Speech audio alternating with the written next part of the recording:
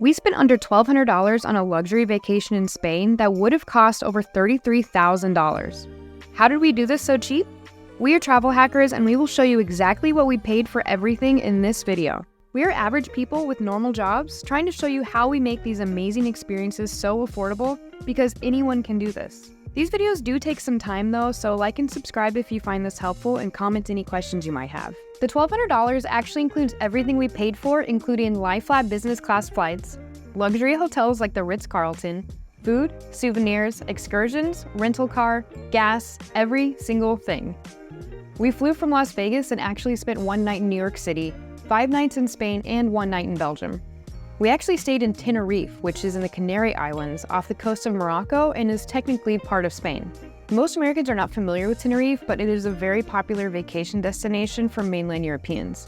It's a subtropical island with an active volcano, lots of beaches, wineries, crystal clear water, and it's very affordable. Let's get into the breakdown of exactly where our money went and how we spent so little and got so much value.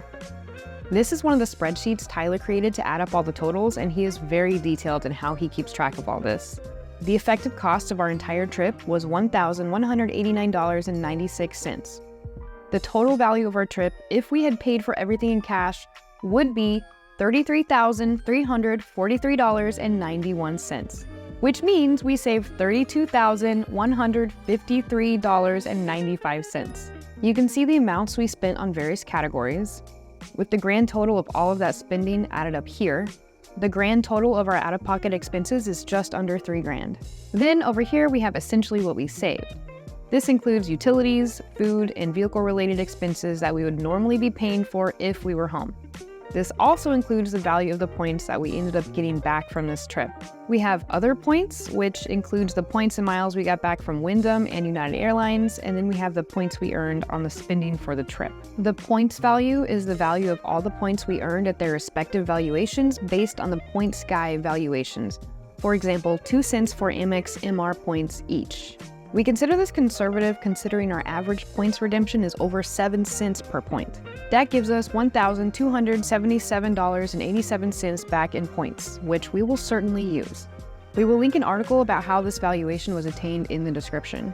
From all of this, we saved close to $1,800, and this makes our effective grand total for this trip $1,189.96.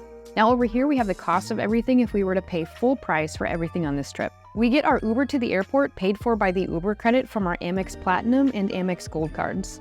This is how much the flights would be. This is how much it would cost to get into all the lounges we visited. And we have the prices for all the hotels we stayed at here. This all adds up to a value of $30,386.08.